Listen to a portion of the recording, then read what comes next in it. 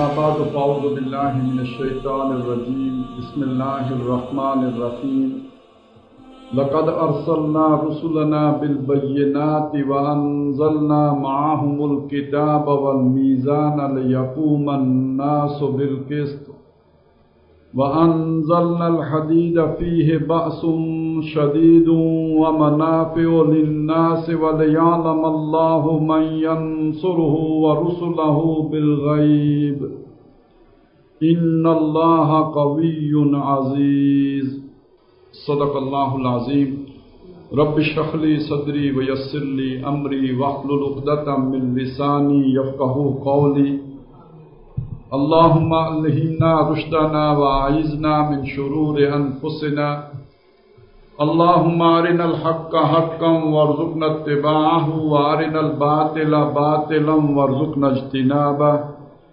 اللہم وفقنا لما تحب وترضى آمین یا رب العالمین۔ آج کا جو ہمارا موضوع ہے کہ اسلام میں جو فلاحی ریاست کا تصور ہے اور عہد حاضر کے تقاضے، میں سب سے پہلے یہ چیز سامنے لانا چاہوں گا کہ جس کو ہم نے عہد حاضر کے تقاضے کہا ہے وہ در حقیقت کیا ہے۔ آج کا جو انسان ہے اسے جس چیز کے بارے میں سب سے زیادہ رہنمائی درکار ہے یا وہ رہنمائی کا متلاشی ہے وہ یہ ہے کہ انسان کو ایک ایسی ریاست، ایک ایسی اجتماعیت، ایک ایسا نظام اجتماعیت میسر آ جائے کہ آئیڈیلسٹک سطح پہ جسے کہا جاتا ہے کہ ریاست ماں جیسی ہو، یعنی انسان کے دکھوں کا مداوع کرنے والی ہو، اس کے مسائل کا حل کرنے والی ہو، اس کی پریشانیوں کو دور کرنے والی ہو، اس کی خادم ہو۔ ہمارے ہاں ایسے وزیر اعلیٰ تو آ جاتے ہیں کہ جو اپنا نام خادم اعلیٰ رکھتے ہیں، لیکن ایسی ریاست کہ جو لوگوں کے لیے خادم اور لوگ اس کے مخدوم ہوں، یہ ایک خواہش ہے، اور یہ خواہش عالمی خواہش ہے، یہ نوع انسانی کی خواہش ہے، یہ تمام دلوں کی، مخلوق کی، انسانوں کی، سب کی مشترکہ خواہش ہے۔ اور اس خواہش نے کیا کیا جو ہے وہ موڑ مڑے ہیں، کیا کیا جو واقعات رونما ہوئے ہیں اس خواہش کے زیر اثر، تو اگر آپ دیکھیں تو بادشاہت سے نجات حاصل کر کے جمہوریت کا ڈول ڈالنا اور اس کے لیے کروڑوں انسانوں کا قربانیاں دینا در حقیقت اسی خواہش کے حصول کے لیے تھے۔ پھر جب اس جمہوریت سے معلوم ہوا کہ یہ تو اصل میں سرمایہ داروں کی آمریت کی بدلی ہوئی شکل ہے، دیوے استبداد جمہوری قبا میں پائے کو تو سمجھتا ہے کہ یہ آزادی کی ہے نیلم پری، یا یہ کہ یہ جو مغربی جمہوری نظام ہے جو حقیقت میں تو سرمایہ داریت ہے، تو اس کا چہرہ تو روشن ہے لیکن اس کا جو باطن ہے اور جو اس کی اصل حقیقت ہے وہ تو بادشاہوں سے بھی زیادہ تاریک ہے۔ کیا تو نے دیکھا نہیں مغرب کا جمہوری نظام؟ چہرہ روشن، اندرون چنگیز سے بھی تاریک تر۔ تو اندرون چنگیز سے جب تاریک تر ہو گیا ہے تو اب در حقیقت معلوم ہوا کہ جو سحر جس کے متلاشی انسان تھا وہ تو طلوع نہیں ہو سکتا۔ یہ ایک استبداد کا نیا دیو ہے جو آ گیا ہے۔ اب ایک نیا سفر شروع ہوا، ایک نئی صبح کی جستجو ہوئی، نئی قربانیوں کی تاریخ رقم کی گئی، پھر کروڑوں انسانوں نے جان کے نذرانے پیش کیے، ایک نئی تبدیلی آئی اور معلوم ہوا کہ مساوات کا جو خواب دیکھا تھا وہ خواب ہی تھا۔ یہ تو ایک پارٹی کا غلبہ ہو گیا، تسلط ہو گیا، ون پارٹی ڈکٹیٹرشپ آ گئی اور آزادی سلب ہو گئی۔ معاشی عدل و انصاف کی جستجو میں چلے تھے، سیاسی حقوق گنوا بیٹھے، حریت سے جو ہے وہ بری لا تعلق ہو گئے اور محروم کر دیے گئے۔ یہ وہ تناظر ہے، یہ وہ پس منظر ہے، یہ وہ حالات ہیں کہ جس میں علامہ اقبال اور قائد اعظم یہ کہتے ہیں کہ ہم یہ علیحدہ ملک اس لیے حاصل کرنا چاہتے ہیں تاکہ دنیا کو، وہ دنیا جو ماں جیسی ریاست کی متلاشی ہے، اس دنیا کو اسلام کے اصول حریت و اخوت و مساوات کی جھلک دکھائے۔ اس نے جو جمہوریت نے اسے حریت کے اصول سکھائے ان کو تو دیکھ لیا، اس کو کمیونزم نے جو مساوات کے جو خواب دکھائے وہ تو اس نے بھگت لیے. ہم اسے وہ دکھانا چاہتے ہیں جو محمد الرسول اللہ صلی اللہ علیہ وسلم نے نوع انسانی کو حریت، اخوت و مساوات کی تعلیم دی تھی، وہ دکھانا چاہتے ہیں. اور وہ صرف کتابوں میں لکھی ہوئی تعلیم نہیں ہے جیسے مارکس کی باتیں ہوں یا جیسے والٹر اور روسو کے خیالات ہوں. اس پر محمد الرسول اللہ صلی اللہ علیہ وسلم نے ایک عملی ریاست قائم کر کے بھی دکھائی تھی، جس کے لیے آج ہمارے ہاں ایک نئی اصطلاح آئی ہے، ریاست مدینہ. یہ محمد الرسول اللہ صلی اللہ علیہ وسلم نے قائم کی. اس کے جو نمایاں خد و خال ہیں ذرا ان کو تازہ کر لیں کہ اس وقت کی دنیا کیا ہے، جس دنیا میں اس کا ظہور ہوا ہے وہ کیا ہے. دائیں اور بائیں، آگے اور پیچھے، پوری دنیا میں جو نظام مملکت چل رہا ہے وہ بادشاہی ہے، ایک خاندان کی حکومت ہے. یہ وہ خاندان کی حکومت ہے جس سے بمشکل آج سے 250 سال پہلے انسان نے نجات حاصل کی یا جس کے خلاف بغاوت کی. محمد الرسول اللہ صلی اللہ علیہ وسلم نے آ کر ایک ایسا نظام قائم کیا کہ جو خاندان کی حکومت پر مبنی نہیں ہے. ابھی آپ نے کل ہی عاشورہ منایا ہے، حضرت حسین کی یاد تازہ کی ہے، تو اس وقت کیا لوگ نمازیں نہیں پڑھتے تھے؟ اس وقت کیا روزوں میں کوئی کمی ہو گئی تھی؟ یا اس وقت کوئی سود کا نظام جاری ہو گیا تھا؟ بینک قائم ہو گئے تھے اور سود خوری شروع ہو گئی تھی؟ ایسا کچھ بھی نہیں تھا. انسانوں کے درمیان مسلمانوں میں جھگڑا ہو جائے تو فیصلہ قاضی محمد الرسول اللہ کی شریعت کے مطابق کرے گا.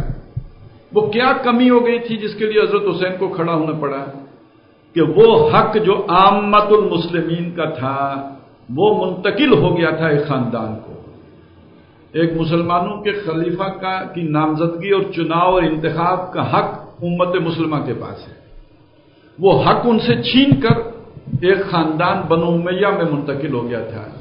ان کی عائلہ جو فیصلہ کرے گی وہ در حقیقت بادشاہ ہوگا، عوام کو وہ ماننا ہوگا. یہ اتنا سارا فرق جس کے لیے نواسہ رسول نے اپنی جو ہے وہ جان قربان کر دی.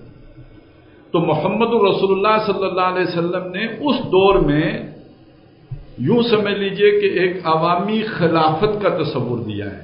اس سے پہلے خلافت شخصی تھی. جو نبی ہے وہ اللہ کا نمائندہ ہے، مامور ہے اللہ کی طرف سے. جس کو اللہ نے مامور کیا ہو اس کے ہوتے ہوئے کوئی اور کیسے خلیفہ بن جائے گا؟ محمد الرسول اللہ پہ آ کے خلافت ختم ہو گئی. اب اللہ نے کسی شخص کو مامور نہیں کیا، ہاں اللہ نے ایک امت کو ضرور مامور کر دیا ہے. کنتم خیر امۃ اخرجت للناس کذالک جعلناکم امۃ وسطا. اب ایک امت مامور ہو گئی ہے. هو اجتباکم، اس نے تمہیں چن لیا جیسے رسولوں کو چنتا تھا، آج تم چنے گئے ہو. اسی طرح ثم اورثنا الکتاب الذین اصطفینا من عبادنا، پھر ہم نے اس کتاب کا وارث ان لوگوں کو بنا دیا جن کو ہم نے چن لیا. تو یہ چنیدہ امت ہے بحیثیت مجموعی جو اللہ کی طرف سے مامور ہوئی ہے. خلافت اب اس کا حق ہے. یہ اپنے میں سے جس کو خلیفہ بنا دے گی وہ ہوگا خلیفۃ المسلمین. خلیفۃ اللہ نہیں، خلیفۃ اللہ نبی ہے. نبی کے بعد کسی آدمی کے پاس، کسی شخص کے پاس یہ حق نہیں ہے کہ وہ اللہ کا خلیفہ بن کر کھڑا ہو جائے. ہاں اگر اہل تشیع کی کہیں وہ حکومت قائم ہو جائے کہ ان کا وہ امام بھی وہاں پہ موجود ہو جو ان کے تصور کی طرح جو ہے اللہ کی طرف سے مامور ہوتا ہے، مامور من اللہ ہوتا ہے، مطاع مطلق ہوتا ہے، تو وہ تو چونکہ اللہ کی طرف سے مامور ہوگا تو وہ اس کی امامت در حقیقت شخصی خلافت پر منتج ہوگی. لیکن جہاں تک اہل سنت کا معاملہ ہے تو یہاں تو امت کو اس مقام پر فائز کیا گیا ہے، لہذا وہ شخصی خلافت کا تصور ختم ہوا، اللہ کی خلافت منتقل ہوئی امت کو، اور امت نے اپنے اندر سے جس کو نامزد کر کے بنا لیا، انتخاب کر لیا جس کا، وہ خلیفۃ المسلمین ہے. اور چونکہ اس حق پر ڈاکہ ڈالا گیا تھا، امت کے اس حق پر، امت کو یہ حق دلانے کے لیے حضرت حسین رضی اللہ تعالیٰ عنہ کھڑے ہوئے تھے. تو اس کا مطلب یہ ہے کہ یہ جو سیاسی حق ہے اس پر جان بھی دی جا سکتی ہے، اور اس کے لیے کوئی علیحدہ ٹرم اختیار کرنے کی ضرورت نہیں ہے کہ یہ شہید جمہوریت ہے یا شہید کمیونزم ہے. اگر وہ اللہ کی حاکمیت کو قائم کرنے کے لیے اور امت کا حق دلانے کے لیے ہو تو یہ مقتول فی سبیل اللہ ہی قرار پائے گا، اور کامل انصاف بھی اسی سے ہو سکتا ہے۔ دیکھیے، اگر نامزد کرنے کا اختیار کچھ خاص لوگوں کے پاس ہو تو اس کا مطلب یہ ہے کہ میری آزادی سلب ہو گئی ہے، مجھے تو جو 2 آدمی یا 3 آدمی یا 5 آدمی وہ نامزد کر کے دے دیں گے، میں ان کو ہی منتخب کرنے پہ مجبور ہو گیا، کسی چھٹے آدمی کو میں منتخب کرنے کا حق ہی نہیں رکھتا، تو پھر میرے اور آپ کے حقوق برابر کیسے ہوئے؟ جس کو نامزد کرنے کا حق ہے پھر اس کے حقوق زیادہ ہو گئے۔ یہی وجہ ہے کہ دنیا نے خاندان کی نامزدگی کے نظام کو ختم کر دیا، بادشاہی کا نظام ختم ہو گیا۔ اس سے آگے جو دوسرا نظام آیا وہ بھی جابرانہ نظام سمجھا گیا، جو کمیونزم میں آیا۔ وہاں کسی کو نامزد کرنے کا اختیار جو ہے، جیسے خاندان میں اختیار اعلیٰ کے پاس ہوتا تھا، یہاں پر وہ اختیار چلا گیا کسی پریزیڈیم کے پاس، کسی پولٹ بیورو کے پاس، جیسے چائنا میں نظام ہے، اب بھی ہے۔ کچھ لوگ ہیں، 5 لوگ ہیں، 7 لوگ ہیں، وہ 7 لوگ فیصلہ کریں گے کہ یہ 2 آدمی یا 1 آدمی جو ہے اگلی مدت کے لیے صدر ہوگا۔ اب عوام جو ہے اس کو لے کے چلیں گے، اسی کے حکومت میں رہیں گے۔ ایران میں علماء کی اگر کوئی کونسل فیصلہ، کوئی سپریم کمانڈر فیصلہ کر دیتا ہے، یہ 2 آدمی ہیں، ان 2 آدمیوں سے ایک کو منتخب کر لو، تو سپریم کمانڈر کا اختیار باقی لوگوں کی نسبت زیادہ ہو گیا یا نہیں ہو گیا؟ چنانچہ زیادہ جو ایوالڈ، زیادہ ارتقاء یافتہ، ترقی یافتہ نظام دنیا میں وہ سمجھا جاتا ہے جہاں سیاسی پارٹیاں نہیں، سیاسی پارٹیوں کے کارکن فیصلہ کرتے ہیں کہ ہماری پارٹی کی طرف سے فلانا کینڈیڈیٹ ہے، اس کی نامزدگی لیڈرشپ نہیں کرتی۔ مطلب پاکستان میں کیا نظام ہے؟ نون لیگ ہے، تحریک انصاف ہے، یا یہ کہ کوئی پیپلز پارٹی ہے یا کوئی اور جماعت ہے، اس جماعت میں طریقہ نامزدگی کیا ہے؟ پارٹی کا سربراہ ٹکٹ تقسیم کرے گا، تو گویا اختیار پارٹی کے سربراہ کے پاس ہے۔ یہ بھی دقیانوسی نظام ہے، یہ کوئی ماڈرن سسٹم نہیں ہے۔ اس کے مقابلے میں آپ امریکہ میں دیکھیں تو کیا نظام ہے؟ وہاں پارٹی کا سربراہ فیصلہ نہیں کرے گا، وہاں پہ پارٹی کے وہ ورکر جو پارٹی کو کنٹریبیوٹ کرتے ہیں، جو ٹائم لگاتے ہیں، خاص شرائط پوری کرتے ہیں، کمیٹڈ کارکن ہوتے ہیں، ان کے ووٹوں سے نامزدگی ہوگی۔ ریپبلکن کا امیدوار یہ ہے اور یہ کہ جو ڈیموکریٹ ہیں ان کا امیدوار یہ ہے، پھر وہ عوام میں جائے گا اور عوام ان 2 میں سے کسی ایک کو منتخب کر دیں گے۔ یہ زیادہ جو ہے اس کے اندر عوامیت ہے، اس کے اندر فیصلہ سازی نیچے تک چلی گئی ہے۔ یہ پارٹی سربراہ فیصلہ نہیں کرتا بلکہ نیچے سے فیصلہ ہو کے آتا ہے۔ اسی طرح ٹکٹوں کا معاملہ ہے، جہاں پہ پارلیمانی نظام ہو، جس علاقے میں یا جس جگہ کا ایک آدمی MNA کھڑا ہو رہا ہے، وہاں کے پارٹی کارکن اگر فیصلہ کریں کہ یہاں سے ان 4 آدمیوں میں سے ہم اپنی پارٹی کے لیے فلاں آدمی کو منتخب کرتے ہیں کہ ٹکٹ اس کو دیا جائے، اور پارٹی پابند ہو کے ٹکٹ اس کو دے، تو یہ آپ کہیں گے کہ بات نیچے تک چلی گئی ہے، سب لوگ برابر ہو گئے۔ وگرنہ یہ کہ پارٹی کا سربراہ اگر نواز شریف ہے تو اس پارٹی کا عام کارکن اور نواز شریف برابر تو نہیں رہے، پھر اس نے نامزدگی کر دی۔ یہی معاملہ تحریک انصاف کا ہوگا، یہی پیپلز پارٹی کا ہوگا۔ تو پاکستان میں یہ والی جمہوریت تو آج تک ابھی نہیں آئی ہے۔ اس کو بہرحال ہر ایک پہ قیاس کرتے ہوئے آگے چلیں۔ میں جو بتانا چاہ رہا تھا کہ محمد الرسول اللہ صلی اللہ علیہ وسلم نے نوع انسانی کو اس رخ پر آج سے 1500 سال پہلے ڈالا ہے، وگرنہ دنیا میں اس سے قبل اس طرح کا کوئی تصور تک نہیں موجود ہے۔ باقی یہ کہ جو معاشی سطح پر جو اصلاحات ہوئی ہیں، ایک موٹا اصول قرآن مجید نے دے دیا کہ لا یکون دولۃ بین الاغنیاء منکم، ایسا نہ ہو کہ تمہاری دولت تمہارے غنیوں ہی میں گردش کرتی رہے، اور جو ہمارے شوکت عزیز صاحب کہتے ہیں نا ٹرکل ڈاؤن، وہ نیچے نہ آئے، نیچے محرومی ہو، یہاں پہ جو ہے وہ لوگ جو ہے احتیاج کا شکار رہیں، بلکہ یہ کہ جو حقدار ہے اس کا حق پہنچاؤ۔ یہ حق تھا جو پہنچانے کے لیے رات کو حضرت عمر رضی اللہ تعالیٰ عنہ گشت کیا کرتے تھے۔ کوئی بھوکا تو نہیں سو رہا، کہیں احتیاج تو نہیں ہے۔ یہ بچہ رو رہا ہے، کیوں رو رہا ہے؟ بچہ اس لیے رو رہا ہے کہ اس کی ماں دودھ چھوڑانا چاہتی ہے تاکہ دودھ جب چھوٹ جائے گا تو وظیفہ مقرر ہوگا، اس سے پہلے وظیفہ مقرر نہیں ہو سکتا ہے۔ تو ریاست جب ماں جیسی ہے، بلکہ ماں سے بڑھ کر ہے، ماں بچے کو بھوکا رکھ رہی ہے، خلیفہ برداشت نہیں کر پا رہا کہ بچہ بھوکا رہے، وہ جا کے نیا آرڈیننس جاری کرتا ہے کہ اب جو ہی بچہ پیدا ہوگا اس کا وظیفہ شروع کرو۔ تو وہ جو میں اس سے جو چیز آپ کے سامنے رکھنا چاہتا ہوں کہ آج انسان کی جو عالمی خواہش ہے کہ ریاست ماں جیسی ہو، اس کے عین مطابق محمد رسول اللہ صلی اللہ علیہ وسلم کے ذریعے سے اللہ تعالیٰ نے ایک ماں جیسی ریاست قائم کر کے مدینے میں دکھا دی. تو جب ہم کہتے ہیں فلاحی ریاست، جب ہم کہتے ہیں مدینے کی ریاست، تو اس سے مراد جو ہے داڑیاں ناپنا نہیں ہوتا، اس سے مراد لوگوں کی پیٹھوں پہ کوڑے مارنا نہیں ہوتا، اس سے مراد ایک خاص طرح کی ذہنیت نہیں ہوتی، اس سے مراد ہوتی ہے ایک ویلفیئر اسٹیٹ، ایک جو ہے وہ سوشل ویلفیئر سسٹم کا تصور، ایک سوشل جسٹس کا تصور. یہ ہے کہ جو ایک ماڈرن اسٹیٹ کے ایمز ہیں آج.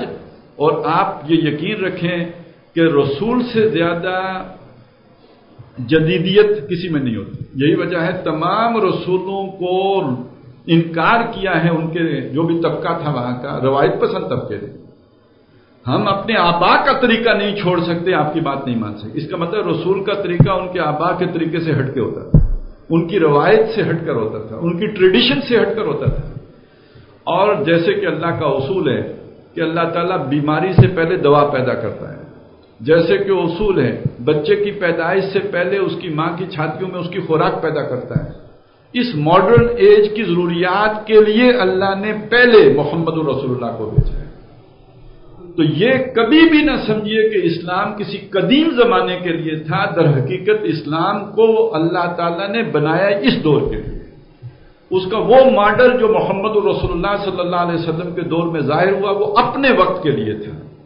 آج کے دور کا ماڈل وہ آج کا ہے، یہ پیچھے نہیں جا سکتا. ہاں، روح وہ کار فرما ہوگی، اصول وہ کار فرما ہوں گے، اسپرٹ آپ وہاں سے دیں گے، آداب وہاں سے معین کریں گے، ڈھانچہ یہ دیں گے. آپ اسے یوں سمجھ لیں، ایک آدمی کالا ہے اور ایک آدمی گورا ہے.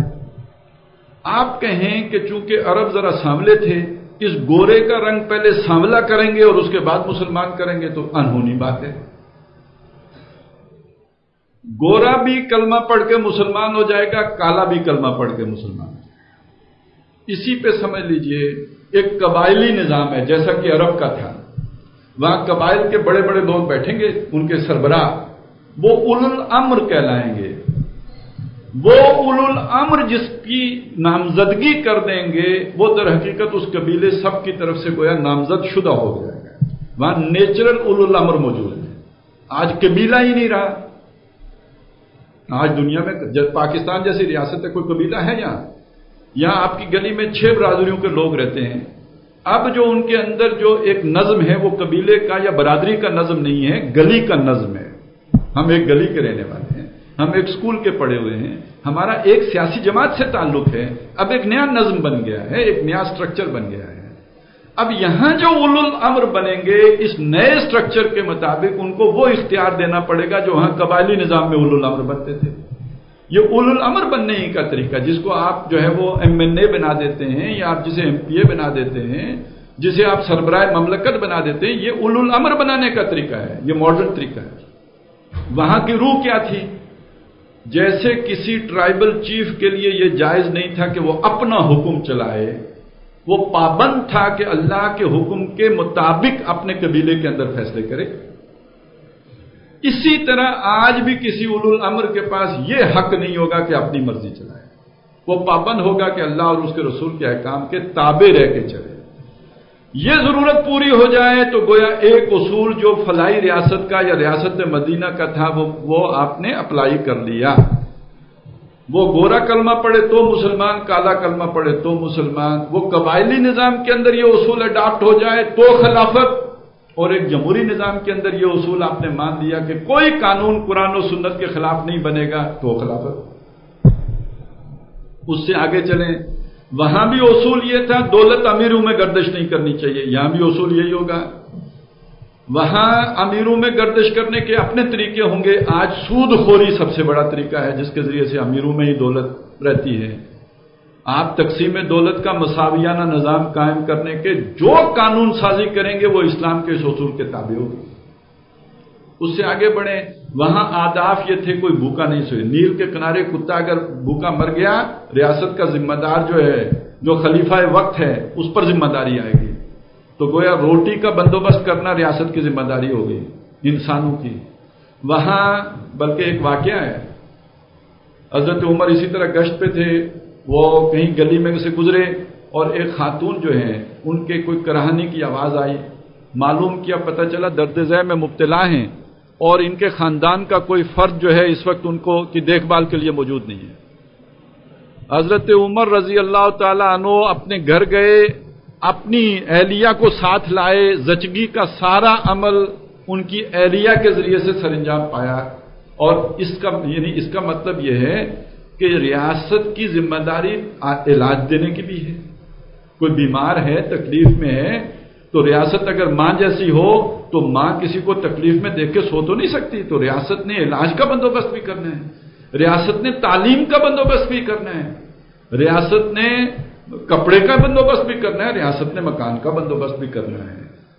جس ریاست کے اندر شہریوں کی کم ترین سطح پر، ایک ضروری سطح پر روٹی، کپڑا، مکان، تعلیم اور علاج کا بندوبست ریاست کر لے، یہ ریاست ماں جیسی ہے، یہ فلاحی ریاست ہے، یہ ریاست مدینے کی ریاست جیسی ہے. اب اس کے لیے فنڈز کہاں سے آئیں گے یہ سارا کام کرنے کے لیے؟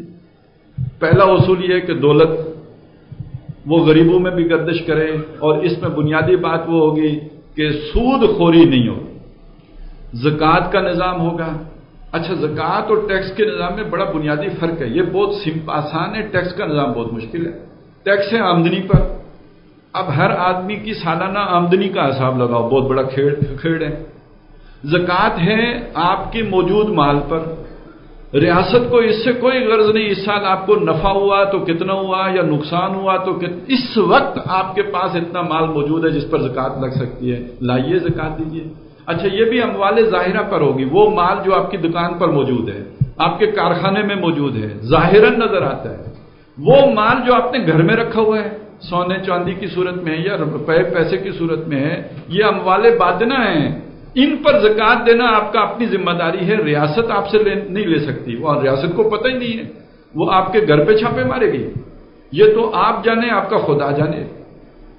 لیکن جو اموال ظاہرہ ہیں، جو مری روڈ کی دکانوں پہ آپ نے سامان رکھا ہوا ہے، وہ کلیکٹر آئے گا، تحصیلدار آئے گا، حساب جوڑے گا. اس کو اس سے غرض ہی نہیں ہے کہ پچھلے سال آپ کو نفع ہوا تھا یا نقصان ہوا تھا، اور آپ کی پچھلے سال کے ایسٹس کتنے تھے اور اس سال کے کتنے ہیں. اس نے موٹا حساب کر کے ٹوٹل اس میں سے 2.5% لینا ہے. اللہ اللہ خیر. پھر یہی نہیں ہے، ایک پورا نظام ہے. جو اس ریاست کے اندر زمینیں ہیں ان کے بارے میں پہلا فیصلہ یہ کرنا ہوگا یہ عشری ہیں یا خراجی ہیں. ان کی اپنی اپنی شرائط ہیں. عشری ہوں تو ذاتی ملکیت میں رہ سکتی ہیں، خراجی ہوں تو ذاتی ملکیت نہیں ہے، یہ ریاست کی ملکیت ہوں گی. اب ریاست ان کا انتظام کرے گی کہ بھائی ایک کاشتکار کو اس کی بنیادی ضرورت پوری کرنے کے لیے اور پوری قوم کی ضرورت بھی تاکہ پوری ہو کتنی زمین دی جائے. 12 ایکڑ، 10 ایکڑ، 5 ایکڑ، 7 ایکڑ، یہ کوئی کمیشن بیٹھے، ماہرین بیٹھے، ایک خاندان کے لیے طے کریں، جو لوگ اس پیشے سے وابستہ ہیں ان کو اتنی زمین دے دیں. اور یہ بات طے ہے ہمارے ہاں پہلے سے ہی، ہندوستان کی ساری زمینیں خراجی ہیں، جس کا مطلب کسی کی ذاتی ملکیت نہیں ہو سکتی. آپ اگر فلاحی ریاست بنانا چاہتے ہیں، جب تک ایک نیا بندوبست اراضی اس اصول پر نہیں کریں گے بن ہی نہیں سکتی. سوال ہی نہیں پیدا ہوتا بن جائے. جاگیرداری نظام کے ہوتے ہوئے عدل ہو جائے یہ تو ہو ہی نہیں سکتا. عدل نہ ہو اور عدل و انصاف نہ ہو تو کیسے جو ہے آپ فلاحی ریاست کا تصور پیش کر سکتے ہیں. اور معاشی اونچ نیچ پیدا ہو جائے تو سیاسی اونچ نیچ ختم ہو ہی نہیں سکتی. ظاہر ہے جس کے پاس پیسے زیادہ ہیں، مالدار ہے، وہ اس کا سیاسی انفلوئنس بھی زیادہ ہو جائے گا. نہ سیاسی عدل ہو سکتا ہے، نہ معاشی عدل ہو سکتا ہے. تیسری سطح وہ ہے جو سماجی عدل کی ہے، جس میں عورت اور مرد کا بیلنس قائم کرنا ہے، توازن قائم کرنا ہے. اچھا، جو یہ ذات پات کے جو فرق آ جاتے ہیں، یہ برہمن ہے، یہ شودر ہے، یہ سارے فرق مٹانے ہیں. اس کے لیے اصول کیا ہیں؟ سب کا مال جو ہے خالق اللہ ہے، اور سب کے والد حضرت آدم اور والدہ اماں ہوا ہیں. تو جب والدین ایک ہیں اور بنانے والا ایک ہے، خالق ایک ہے، تو اونچ نیچ کدھر سے آئے؟ ہندو نے اگر اونچ نیچ کا تصور دیا ہے تو انہوں نے پھر یہ بھی تو تصور دیا نا کہ کچھ لوگ جو ہے وہ دماغ سے سر سے پیدا ہوئے ہیں، کچھ پاؤں سے پیدا ہوئے ہیں. تو ظاہر ہے جو سر سے پیدا ہوا، سر اونچی جگہ ہے، پاؤں نیچی جگہ ہے، ان دونوں میں بھی فرق ہو جائے گا. لیکن جب سب کا بنانے والا ایک اللہ اور سب کو پیدا کیا اس نے آدم اور حوا سے، اب اونچ نیچ کے سارے تصورات ختم ہو جائیں گے. یہ ساری چیزیں ختم کرنے کے بعد فلاحی ریاست قائم ہوتی ہے، اس کے بغیر نہیں. اور آج جس دنیا میں ہم رہ رہے ہیں، اگر آپ نے دنیا کو اسلام کی دعوت دینی ہے، اگر آپ نے دنیا کے سامنے اسلام کا جو ہے وہ اٹریکٹیو بنا کے پیش کرنا ہے، تو آج کی دنیا بحیثیت مجموعی نمازوں سے تو اٹریکٹ نہیں ہوگی، آپ کی داڑھی کی لمبائی سے بھی نہیں ہوگی، آپ کے جبے کبے سے بھی نہیں ہوگی، آپ کی دستاروں سے بھی نہیں ہوگی. دنیا کیا ہوگی؟ خود آپ اپنے لوگ مذاق اڑاتے ہیں. دستار کے ہر پیج کی تحقیق ہے لازم، ہر صاحب دستار معزز نہیں ہوتا. اور مجھے اور بھی کرتی ہے بیگانہ تجھ سے، اللہ کو مخاطب کر کے شاعر کہتا ہے مجھے اور بھی کرتی ہے بیگانہ تجھ سے، یہ جبہ، یہ ریش، یہ دستار وائز. یہ انگریز کسی کا شعر تو نہیں ہے، اور یہ 9/11 کے بعد کا تو شعر نہیں ہے، یہ تو بہت قدیم بات ہے. آج کے دور کو کے انسان کو جو شے اسلام کی طرف متوجہ کر سکتی ہے، یا جس ذریعے سے آج کے انسان کو اسلام قبضے میں لے سکتا ہے، وہ اسلام کا تصور عدل ہے، وہ اسلام کا فلاحی ریاست کا تصور ہے. میں تو یہ بھی عرض کر سکتا ہوں، آج کسی ایک مسلمان میں وہ ریاست واقعتاً قائم ہو جائے جو محمد الرسول اللہ نے مدینے میں قائم کی تھی، آپ کو دعوت و تبلیغ کا کوئی کام کرنے کی ضرورت نہیں ہے، آپ کو کسی ملک پر فوج کشی کی ضرورت نہیں ہے. دنیا خود اس اسلام کو اپنے ہاں غالب کرنے کے لیے سڑکوں پہ نکل آئے گی. یعنی آپ سوچیں لاہور میں یا سیالکوٹ میں ایک آدمی وہاں پہ یہ سوشل سسٹم قائم ہو جس کا میں نے نقشہ کھینچا ہے، واقعہ والا نہیں ڈیمانڈ کرے گا کہ مجھے بھی یہی چاہیے. مسلح کا کلمہ پڑھوں یا نہ پڑھوں، مسلح کا نظام مجھے چاہیے. اسلام کو بطور مذہب اختیار کروں یا نہ کروں، اسلام کو بطور ریاست اختیار کرنے کے لیے تیار ہوں. آخر لوگوں نے کمیونزم کو اختیار کر لیا، کوئی روس کے ساتھ رشتہ داری تو نہیں تھی. یہ پوری دنیا میں جمہوریت پھیل گئی، ہم مسلمانوں نے بھی لے لی. کوئی فرانسیسیوں کے ساتھ تعلق داری تو نہیں تھی. اگر اس سے ایک بہتر نظام قائم کر کے دنیا کو آج ہم دکھا دیتے ہیں محمد عربی صلی اللہ علیہ وسلم کا، تو کیوں نہیں دنیا اس کی طرف آئے؟ لیکن کر کے تو دکھائیں. پر حادثہ یہ ہوتا ہے کہ اس طرف آنے کے لیے کوئی تیار ہی نہیں. ذرا تھوڑا سا جب رغبت ہوتی ہے تو مست رکھو ذکر و فکر صبح گائی میں سے، پختہ تر کر دو مزاج خانقاہی میں سے، وہی شیطان کا پرانا حربہ چل جاتا ہے.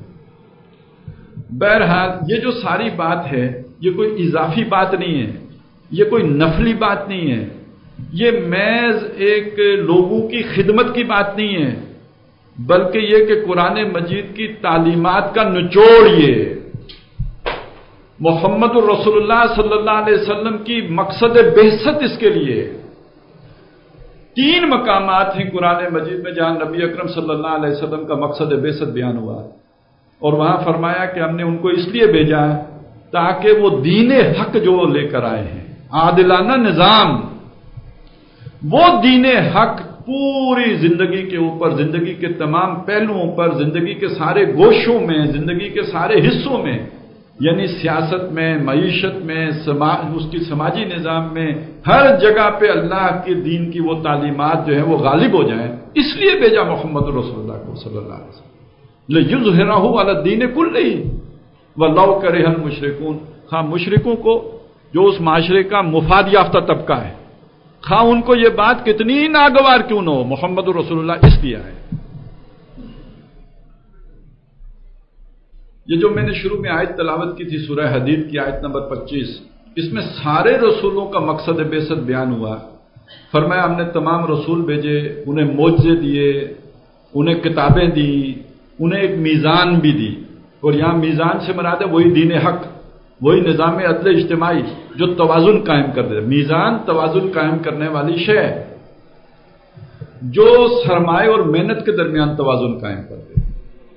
جو فرد اور اجتماعیت کے درمیان توازن قائم کر دے، جو عورت اور مرد کے درمیان توازن قائم کر دے، یہ متوازن دین جو حقوق و فرائض کے درمیان توازن قائم کر دے، جہاں جہاں حقوق و فرائض ہوتے ہیں، میاں بیوی کے حقوق و فرائض ہیں، استاد و شاگرد کے حقوق و فرائض ہیں، اولاد اور والدین کے حقوق و فرائض ہیں، تو جہاں جہاں حقوق و فرائض ہیں وہاں پہ ایک توازن ہو، جیسے حقوق ہوں ویسے فرائض ہوں۔ اسی کو دین کہا گیا۔ دین کا معنی ہوتا ہے عدلے کا بدلہ، یعنی جیسے آپ پر ذمہ داریاں ہوں ویسی آپ کے حقوق ملیں۔ یہ نہیں کہ آپ سے لدو بیل جیسا کام لیا جائے اور اس کے بعد آپ کو مہینے کے بعد 15,000 روپیہ دے کے ٹرکھا دیا جائے، اسی کے مطابق آپ کو حق ملے، آپ کو حقوق ملیں۔ یہ دین ہے۔ تو دین حق جس میں پورا پورا حق و انصاف کے ساتھ عدلے کا بدلہ ہو رہا ہو، یہی میزان ہے کہ جس میں توازن قائم کر دیا جاتا ہے۔ ان تمام جو دنیا میں عدم توازن کے نتیجے میں فساد پیدا ہوتا ہے، ظلم ہوتا ہے، اور جب یہ ظلم حد سے بڑھتا ہے اللہ ان قوموں کو ختم کرتا رہا۔ وہ قوم عاد ہو، قوم سمود ہو، وہ قوم فرعون ہو، یہ ساری قومیں جو اللہ نے ہلاک کی، کیوں کی؟ انہوں نے زمین میں فساد پیدا کر دیا۔ فساد کیا ہے؟ یہ دین کے مقابلے میں جو بگاڑ پیدا ہو جاتا ہے، جو توازن کے مقابلے میں عدم توازن ہو جاتا ہے، یہ بگاڑ ہے، یہ فساد ہے۔ جب یہ فساد پیدا ہوتا ہے فصب علیہم ربک صوت عذاب، تو تیرے رب نے ان پر اپنے عذاب کا کوڑا برسایا ہے۔ اور اس کے مقابلے میں رسول جو بھیجے ہیں، کیوں بھیجے ہیں؟ تاکہ اس فساد کو ختم کر کے، اس فتنے کو ختم کر کے، اس کی جگہ اس عدل کو، اس فلاحی ریاست کو قائم کر کے دنیا کو دکھا دیں۔ لِيَقُومَ النَّاسُ بِالْقِسْطِ، تاکہ لوگ انصاف پر قائم ہو جائیں، ظلم ختم ہو جائے، انصاف قائم ہو جائے۔ اب معلوم ہوا سارے رسول اللہ نے اس کام کے لیے بھیجے، محمد الرسول اللہ کی بعثت اس کام کے لیے ہوئی۔ آگے چلیے، اللہ نے حضور کے بعد نبوت کا سلسلہ ختم کیا، اور جیسے میں نے پہلے عرض کیا اللہ نے اس کام پر معمور کیا اس امت کو۔ جب امت کو معمور کیا تو اس امت کے ذمے کام کیا لگایا؟ ہمیں وہ تو یاد ہے، کنتم خیر امت اخرجت للناس، لیکن کرنا کیا ہے؟ امر بالمعروف نہی عن المنکر کا مطلب کیا ہے؟ یہ ہم نے خود ہی معین کر لیا ہے۔ قرآن سے پوچھیں اس کا مطلب کیا ہے؟ تم بہترین امت ہو، لوگوں کے لیے نکالی گئی ہو، نیکی کا حکم کرتے ہو، برائی سے روکتے ہو۔ اس سے پہلے آیا شہادت علی الناس کے لیے نکالی گئی ہو، کذالک جعلناکم امۃ وسطا، بہترین امت بنائے گئے ہو تم۔ کیوں؟ لتکونوا شہداء علی الناس، تاکہ تم لوگوں پر گواہ بن جاؤ۔ کیسے؟ اس کے لیے کونوا قوامین بالقسط شہداء للہ۔ دیکھیں نا، سورہ بقرہ میں آ گیا امت وسط، سورہ آل عمران جو اس کے بعد ہے اس میں آ گیا خیر امت، اس کے بعد سورہ نساء ہے۔ اسی امت کا مقصد بیان ہو رہا ہے ایک نئی انداز میں، وہ یہ ہے کہ تم لوگوں کی طرف جو بھیجے گئے ہو، تم اللہ کی طرف سے انصاف قائم کرنے والے بن کے کھڑے ہو جاؤ۔ کونوا قوامین بالقسط، قوام وہی الرجال قوامون علی النساء، قوام قائم سے ہے، قوام بہت قائم کرنے والا، کس کو؟ بالقسط، انصاف کو، شہداء للہ، اللہ کی طرف سے گواہ ہوتے ہوئے۔ کیوں؟ اس لیے کہ شاہد اللہ نے گواہی دی کہ اس کے اولو العلم نے گواہی دی، فرشتوں نے گواہی دی، قائما بالقسط، کہ اللہ انصاف کے ساتھ قائم ہے۔ تو یہ اللہ کے گواہ تم کب بنو گے؟ اللہ نے تمہیں معمور کیا ہے، تم انصاف قائم کرنے والے بنو گے تو اللہ کے گواہ بنو گے۔ جیسے رسولوں کو اللہ نے بھیجا ہے، وہ کیوں بھیجا؟ لِيَقُومَ النَّاسُ بِالْقِسْطِ، تاکہ لوگ انصاف پر قائم ہو جائیں، تو رسول وہ قائم کر کے دیں گے تو وہ انصاف پر قائم ہوں گے۔ اب اللہ نے رسولوں کے بعد تمہیں کھڑا کیا ہے، تم اللہ کے لیے گواہ ہوتے ہوئے انصاف کے قائم کرنے والے بن کر کھڑے ہو جاؤ۔ الفاظ کے تھوڑے بہت فرق کے ساتھ یہی مضمون جو ہے سورہ مائدہ میں بھی آیا ہے، پھر اس کی تشریح ہے سورہ مائدہ میں بھی، سورہ نساء میں بھی۔ سورہ نساء میں فرمایا تم انصاف کے قائم کرنے والے بن کے کھڑے ہو جاؤ اللہ کی طرف سے گواہ ہوتے ہوئے، وَلَوْ عَلَىٰ أَنفُسِكُمْ، خواہ اپنا نقصان کر بیٹھو، اول والدین کا نقصان ہو جائے، والأقربین رشتہ داروں کا نقصان ہو جائے، ان یکن غنیا نو فقیرا، جس کے خلاف گواہی دے رہے ہو وہ غنی ہو، امیر، اثر و رسوخ والا آدمی، یا فقیر محتاج، کیونکہ اس کی محتاجی بھی رکاوٹ بن سکتی ہے، ترس آ سکتا ہے کہ یہ تو پہلے ہی ستیہ ناش ہے۔ تو میں نے اگر انصاف کر دیا، جو ٹکڑا اس کے پاس ہے، ایک آدمی ہے 10 دن کا بھوکا، لیکن جو روٹی اس کے پاس وہ ایک لے کے آ گیا ہے وہ چوری کی ہے، اور جس کی چوری کی ہے وہ مدعی بن کے آ گیا آپ کے پاس۔ اب آپ اگر یہ انصاف فرمائیں کہ یہ 10 دن کا بھوکا ہے تو وہ تو چوری کسی اور کی کر کے لایا ہے۔ انصاف کا تقاضا یہ ہے کہ وہ جس کی ہے اس کو لوٹا دی جائے۔ ہاں، اس کو اپیل کی جا سکتی ہے کہ اس بھوکے کو دے دو، اس کے پاؤں پکڑا جا سکتا ہے کہ آپ اس کو دے دو یار، لیکن جب آپ انصاف کرنے کے لیے کھڑے ہوں تو نہ بھوکے کو دیکھیں، نہ ننگے کو دیکھیں، نہ امیر کو دیکھیں، نہ غریب کو دیکھیں۔ کونوا قوامین بالقسط شہداء للہ ولو علی انفسکم او الوالدین والاقربین ان یکن غنیا او فقیرا واللہ اولی بہما، اللہ ان دونوں سے زیادہ حقدار ہے کہ تم اس کا خیال کرو، اس کے لیے کھڑے ہو، نہ کہ ان کے لیے کھڑے ہو۔ اور سورہ مائدہ میں فرمایا لا یجرمنکم شنآن قوم علی الا تعدلوا اعدلوا هو اقرب للتقوی، کسی قوم کی مخالفت، اس کی دشمنی، اس کے ساتھ جو تمہاری عداوت اور ضد ہے، وہ ضدم زدہ ہے، کہیں وہ تمہیں اس بات پر آمادہ نہ کر دے کہ تم انصاف کا دامن ہاتھ سے چھوڑ بیٹھو۔ یعنی سورہ نساء میں کسی کی محبت کی وجہ سے انصاف نہ چھوڑ دو، سورہ مائدہ میں بتایا کسی کی دشمنی اور نفرت کی وجہ سے انصاف نہ چھوڑ دو۔ اعدلوا، عدل سے کام لو، وہ اقرب للتقوی، یہ تقوی کے زیادہ قریب ہے۔ آپ متقی بننا چاہتے ہو، خاص وضاقتہ سے نہیں بنو گے، انصاف کے لیے کھڑے ہوگے تو متقی بنو گے۔ اور محمد رسول اللہ صلی اللہ علیہ وسلم سب سے بڑھ کر متقی تھے، سب سے بڑا انصاف محمد رسول اللہ نے قائم کیا ہے۔ تو یہاں تک یہ بات واضح ہو گئی، نمبر 1، سب سے پہلی فلاحی ریاست محمد رسول اللہ نے قائم کی، جب نوع انسانی کو ابھی معلوم بھی نہیں تھا، خواہش بھی نہیں تھی، اور آج کا انسان اس کی خواہش رکھتا ہے۔ اگر کسی مسلمان ملک میں وہ والی ریاست کا ایک جھلک ہی نظر آ جائے تو دنیا اسلام پر ٹوٹ پڑے، حملہ کرنے کے لیے نہیں، قبول کرنے کے لیے۔ ٹوٹی ہوئی تو اب بھی ہے لیکن حملہ کر رہی ہے، درگت بنا رہی ہے، لیکن اس صورت میں لپک کر قبول کرنے کے لیے ٹوٹے گی۔ دوسری بات یہ ہے کہ یہ کوئی محض خدمت خلق کا کام نہیں ہے، بلکہ مسلمانوں کا دینی فریضہ ہے۔ یہ میں نے آپ کے سامنے آیات کے حوالے سے یہ بات رکھ دی۔ اب اگلی بات کی طرف بھی آ جائیے۔ ہم جس ملک میں رہتے ہیں، یعنی ملک خدا داد پاکستان، یہ ہم نے اللہ سے اسی وعدے پر حاصل کیا ہے کہ ہم مدینے کی ریاست کا ماڈل دنیا کو دکھائیں گے۔ سیاق و سباق کیا ہے؟ جو ریاست محمد رسول اللہ نے قائم کر کے دنیا کو دکھائی تھی، وہ ہمارے آباء و اجداد نے بدنام کر دی۔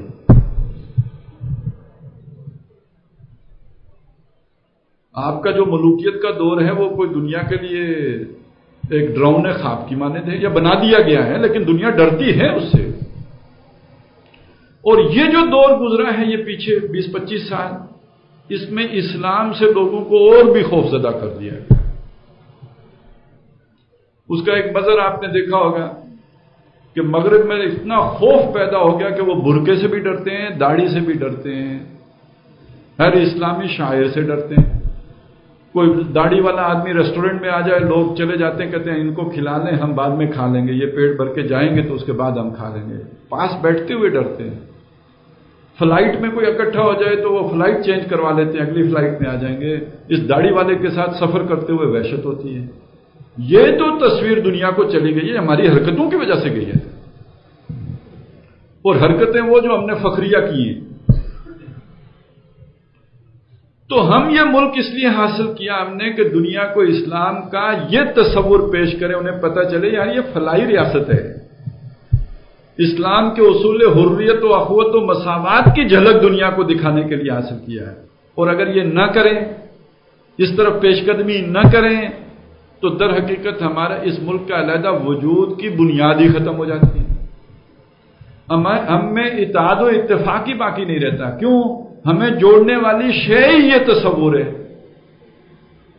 یہ پنجابی، یہ سندھی، یہ بلوچی، یہ پٹھان، یہ مہاجر، یہ شیعہ، یہ سنی، اس سب کو ایک تحریک میں باندھ دینے والی شے لا الہ الا اللہ تھا.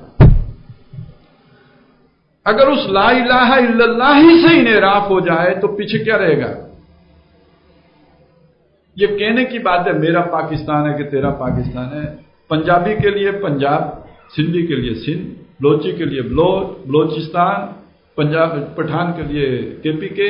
اس کی اہمیت ہو جائے گی، اس کی ایک تاریخ ہے، اس کا ایک تسلسل ہے، اس کے اپنے ہیروز ہیں، اس کے اپنے جو ہے وہ ادیب ہیں، شاعر ہیں. ہر ایک کو اپنی زبان اچھی لگتی ہے، اپنے اپنے مفادات ہوتے ہیں، علاقائی مفادات ہوتے ہیں. یہ تو پھوٹ پیدا کر سکتے ہیں، جوڑ تو نہیں پیدا کر سکتے. اس پھوٹ ہی کا مظہر ہے کہ کالا بال ڈیم جیسی ایک اہم جو ہماری ضرورت ہے وہ ہم نہیں بنا پا سکتے، اس لیے کہ ہماری آپس میں جوڑ نہیں توڑ ہے. ہم پھٹے ہوئے ہیں. اس معنی میں جب کہتا ہوں کہ فوج کے ڈنڈے نے سب کو جوڑ کے رکھا ہوا ہے تو لوگ کہتے ہیں یار یہ بات کیسے ہے؟ یہ بات ایسے ہے کہ فوج اگر نہ ہو تو بلوچستان ہمارے ساتھ ہو.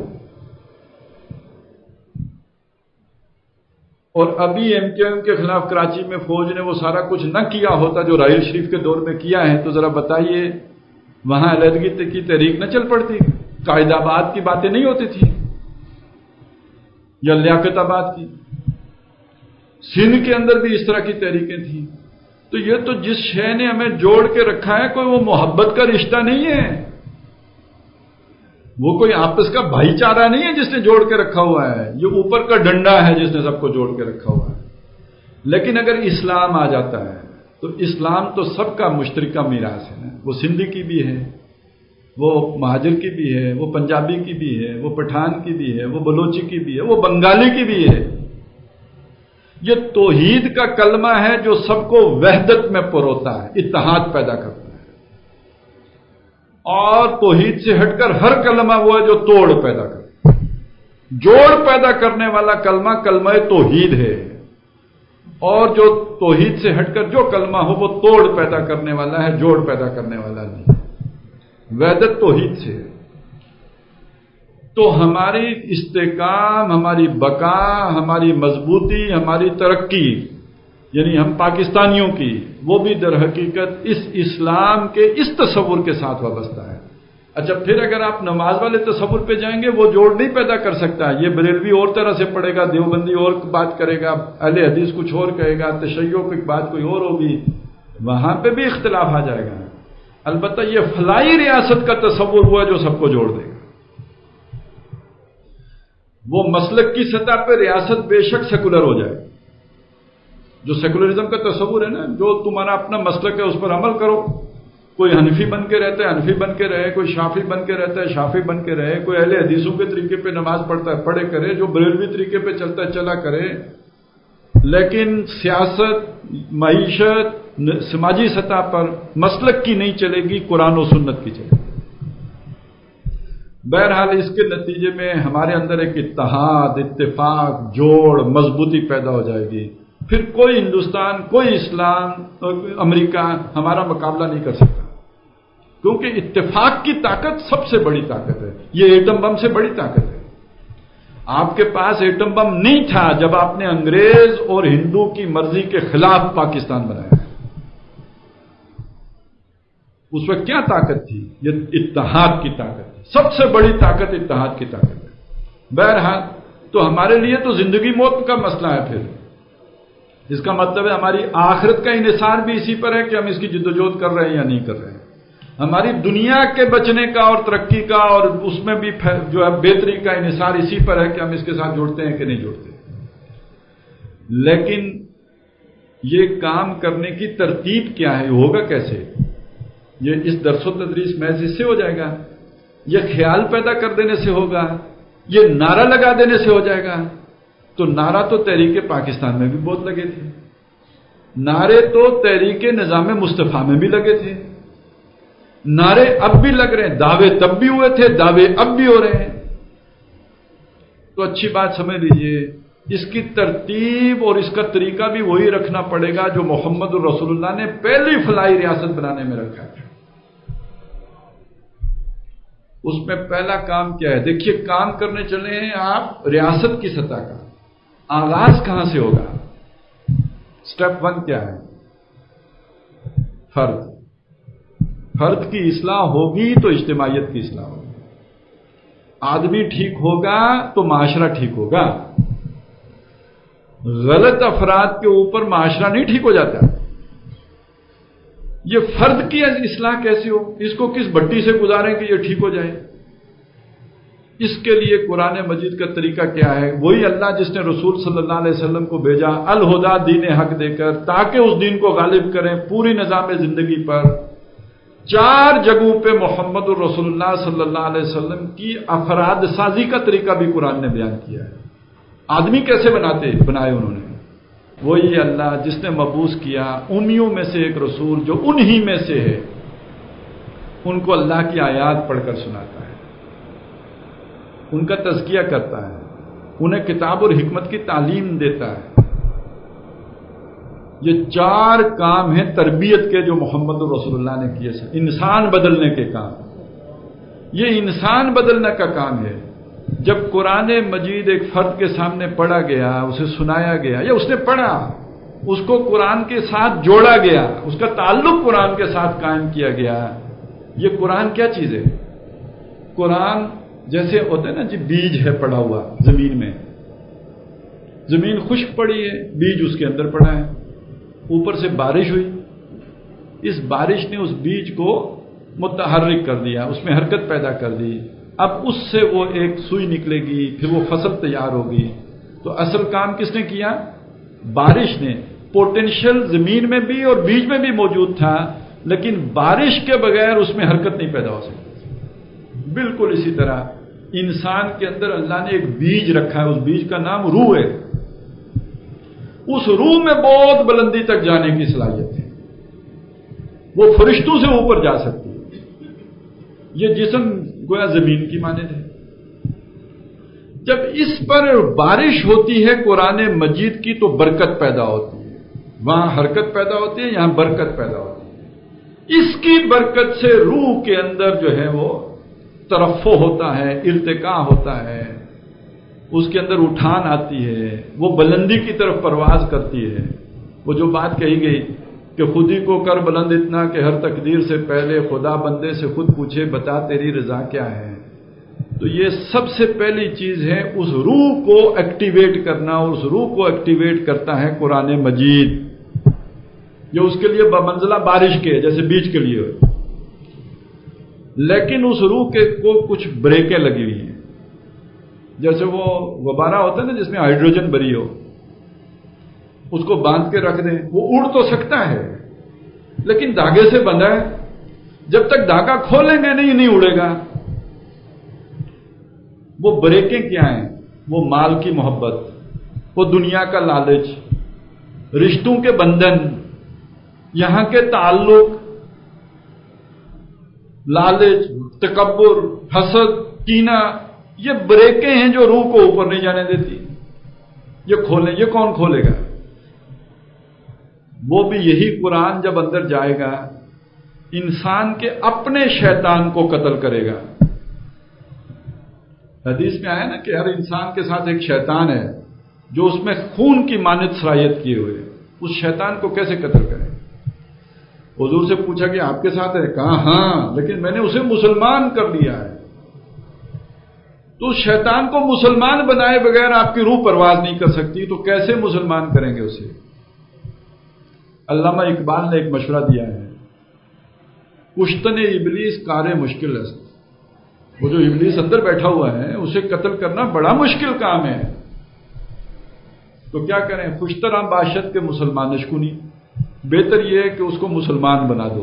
حضور نے مسلمان کر لیا تھا، تم بھی مسلمان کر لو، قتل تو کر نہیں سکتے، مسلمان کر لو۔ مجھے خیال آیا آج کی دنیا کو اے مسلمانوں تم تلوار سے نہیں فتح کر سکتے، جنگ لڑ کے نہیں فتح کر سکتے، ہندوستان سے کشمیر بھی نہیں لے سکتے، نہ ہندوستان تم سے کشمیر لے سکتے ہیں۔ آج دنیا بدل گئی ہے، اس بدلی ہوئی دنیا میں ملک فتح کرنا بہت مشکل ہے. تو کیا کر سکتے ہو؟ مسلمان کر سکتے ہو. خوشترا باشد کے مسلمان اشکنی. اسی طرح وہ جو اندر شیطان بیٹھا ہوا ہے اس کو بھی تم قتل نہیں کر سکتے. اسے زاکے او گم اندر آما کے دل ہے، اس لیے قتل نہیں کر سکتے کہ وہ دل کی رگوں کے اندر دوڑ رہا ہے. خون کی مانے دوڑ رہا ہے، کیسے قتل کرو گے؟ تو بہتر یہ ہے کہ اسے مسلمان کر لو. مسلمان کیسے کرو گے؟ کشتائے او بشمشیر قرآن اشکنی، اس کو قرآن کی تلوار سے قتل کر سکتے. قرآن کی تلوار جو قتل کرتی ہے گردن نہیں اڑاتی ہے، وہ لا کے پاؤں میں گراتی ہے. حضرت عمر تلوار لٹکا کے آئے تھے نا، سونت کے نکال کے آئے تھے، لیکن قرآن مجید نے ان کو آ کے محمد رسول اللہ کے قدموں میں گرا دیا. کشتہ تو ہو گئے، لیکن یہ کہ سموچے محمد رسول اللہ کے غلام ہو گئے. تو یہ ہے کہ جو قرآن مجید کا اعجاز ہوگا یہ تمہارے اندر کو بھی یہی مسلمان بنائے گا.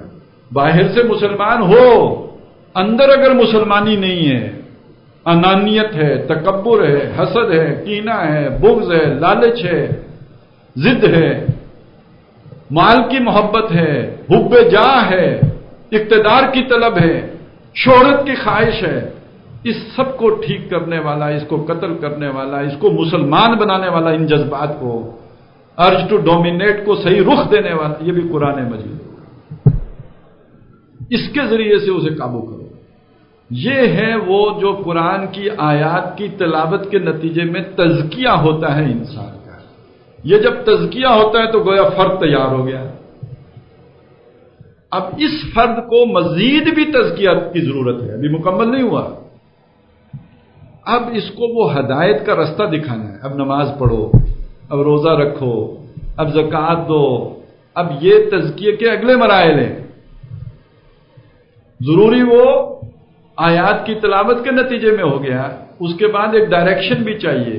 جیسے جب آپ کی فصل، اس کے بعد اسے پانی بھی چاہیے ہوتا ہے، اس کو بعض چیزوں سے آپ کو حفاظت بھی کرنی ہوتی ہے، پھر اسے کھاد بھی دینی ہوتی ہے. تو وہ ابتدائی طور پر تو بارش نے آ کے تو ایک کام تو کر دیا، لیکن اس کے بعد ابھی یہ کام مکمل نہیں ہوا. ابھی آپ نے نگہداشت کرنی ہے، اسپرے کرنے ہیں، بہت ساری چیزیں دیکھنی ہیں، مخالف چیزوں کو دور کرنا ہے، خارجی اثرات سے پاک کرنا ہے، تاکہ اسے بہتر ماحول پرووائڈ کرنا ہے تاکہ وہ صحیح رخ پر آگے بڑھ سکے.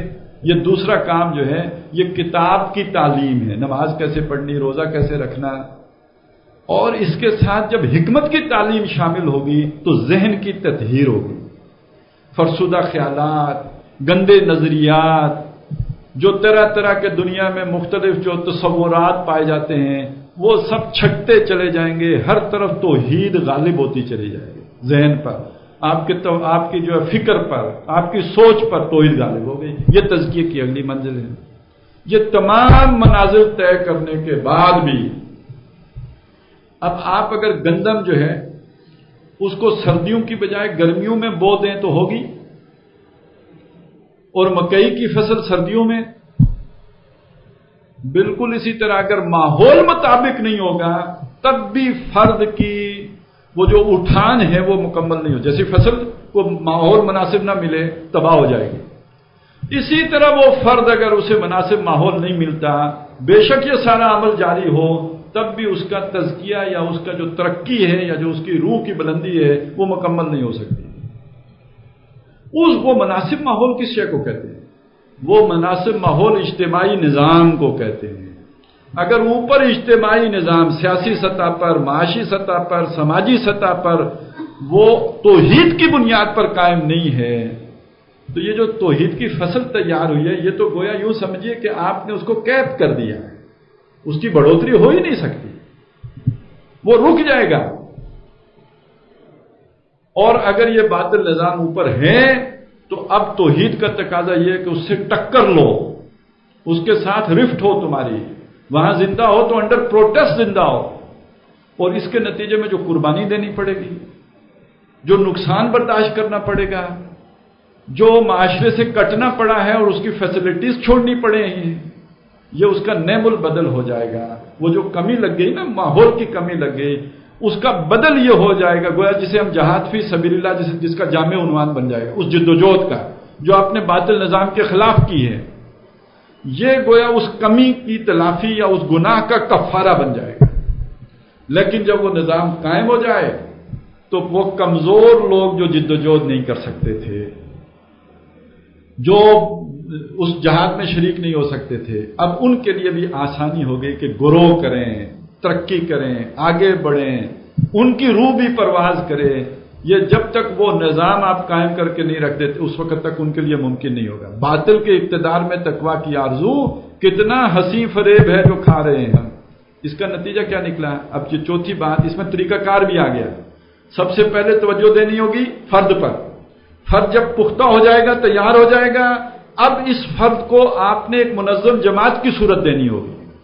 جب یہ منظم جماعت بنیان مرصوص کی صورت اختیار کر لے گی، اب حق و باطل کا ٹکراؤ ہوگا، اور اس کے نتیجے میں اگر اس جماعت کی تیاری پوری ہے تو اس کو اللہ تعالیٰ غلبہ عطا کر دیں گے، اور پورا نظام اس حق کے جعل حق و زحق الباطل کی صورت دوبارہ دنیا کے سامنے آ جائے گی۔ یہ ہے اس کی ترتیب، اس کے علاوہ کوئی ترتیب نہیں۔ اور اس کے اندر در حقیقت وہ پورا ہمارا جو ہے تصور آ گیا۔ جب یہ ہو گیا تو نبی اکرم صلی اللہ علیہ وسلم نے اس کے بعد لوگوں سے پوچھا، الا هل بلغت، تو کیا میں نے پہنچا دیا؟ کیوں؟ آپ ذرا سوچئے، بات سمجھنے کی ہے۔ آپ کتابی صورت میں سارا دین پہنچا دیں، دوسرے کو سمجھ بھی آ جائے، اوپر فرعون بیٹھا ہو، ظالم فرعون، تو ایمان لانے کا نتیجہ گردن اڑنا ہو، جیسے جادوگروں کے ساتھ ہوا، تو ایمان لانے کے لیے کتنی جرت چاہیے؟ عام آدمی تو نہیں لا سکتا۔ تو جب تک آپ اوپر سے ظلم کا خاتمہ نہیں کر دیتے دین پر نہیں چلا جا سکتا۔ آج آپ کے معاشرے میں کتنے لوگوں کو معلوم ہے دین کا تقاضا کیا ہے؟ چلے کیسے؟ جب میں یہ مثال دیتا ہوں کسی کو اچھی نہیں لگتی، لیکن ہر آدمی اپنے اوپر تاریخ کر کے دیکھے، ذرا سوچیں، آپ میں سے کوئی ایس ایچ او، تھانے دار، اور وہ یہ طے کرے کہ میں صرف اپنی تنخواہ پر گزارا کروں گا، اس کا نتیجہ کیا نکلے گا؟ وہ بچی کی شادی، اپنی بچی کی شادی اس طرح تو نہیں کر سکتا جس طرح اس کے بھائی نے کرائی ہے، کسٹم آفیسر صاحب نے جس طرح شادی کرائی ہے، اس طرح یہ ایس ایچ او صاحب تو نہیں کرا سکتے، وہ اپنے بچے کی شادی اس طرح نہیں کرا سکتے، بلکہ وہ اپنا کچن بھی اس طرح نہیں چلا سکتے جس طرح محلے میں باقی لوگوں کا چل رہا ہے۔ یہ کرنے کے لیے ذرا اس ایمان کا اندازہ لگائیے جو ایس ایچ او صاحب کو چاہیے۔ وہ جادوگروں جنہوں نے گردن کٹوائی تھی اس سے زیادہ ایمان چاہیے، تب اس پر قناعت ممکن ہے، کیونکہ اس کے پاس تو اختیار بھی ہے۔ میں اور آپ یہ تقوی اختیار کر لیں تو ہو سکتا ہے مجبور ہوں، اس کے پاس ڈنڈا بھی ہے، وہ جس سے چائے پیسے نکلوا لے، آ کے دو مارے گا، وہ کہے گا بابا جی کرنے چاہیے۔ اختیار بھی ہو پھر اور ضرورت بھی ہو، ایک طرف آپ کے پاس اختیار ہے، دوسرے پاس ضرورت ہے، پھر بھی آپ اپنے آپ کو روک کر رکھیں۔ یہ معمولی ایمان کی بات نہیں ہے، ٹنو ایمان چاہیے اس کے۔ اور اس تھانے دار کو اتنا اختیار کس نے دیا؟ اس نظام نے۔ اور اس تھانے دار کی ضرورت کے مطابق اس کی تنخواہ کس نے نہیں مقرر کی؟ اس نظام نے۔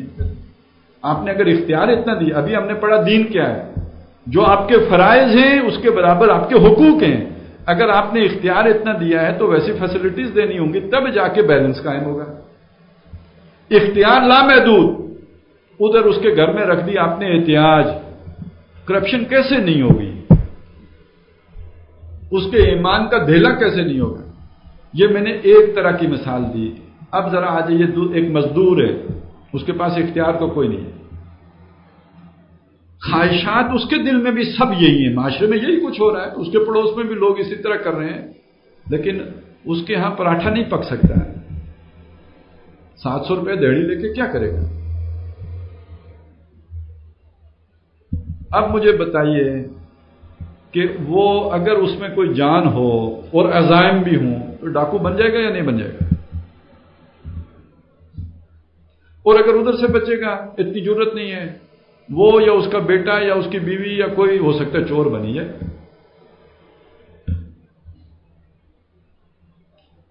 اور آخری انجام یہ بھی ہو سکتا ہے کہ اگر وہ بیمار پڑے تو اس کی بیوی بھوک کے ہاتھوں مجبور ہو کے اس کے سارے بچوں کو لے جا کر نہر میں چھلانگ لگا دے. درمیان میں اور بھی بہت سی باتیں آتی ہیں، آپ خود سوچ لیجئے گا.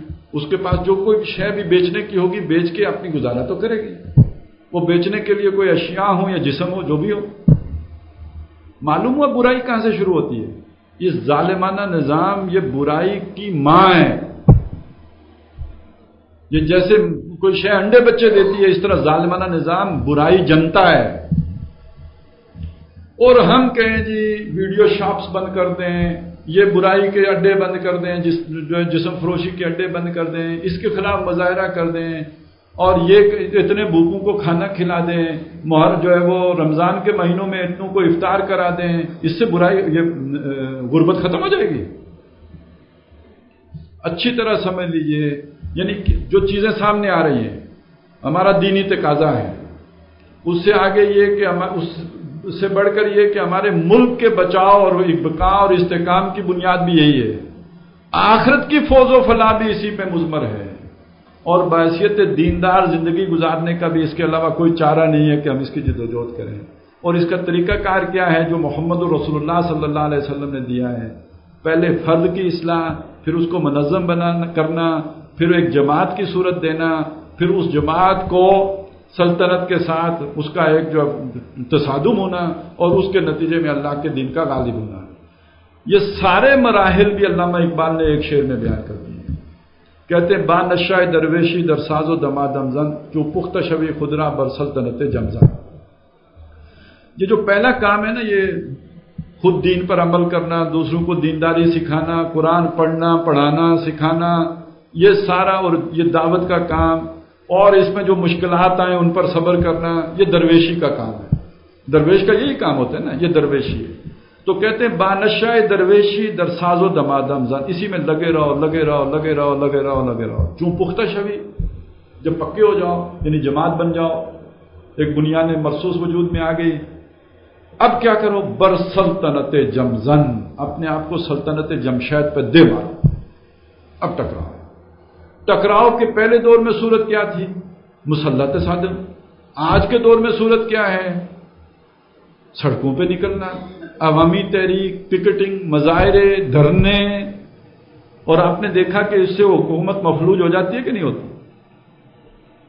ہاں، ایک سوال ضرور آپ کے ذہن میں اٹھے گا کہ پنڈی والے ساتھ ہوں تو ہو جاتی ہے، وگرنہ نہیں ہوتی.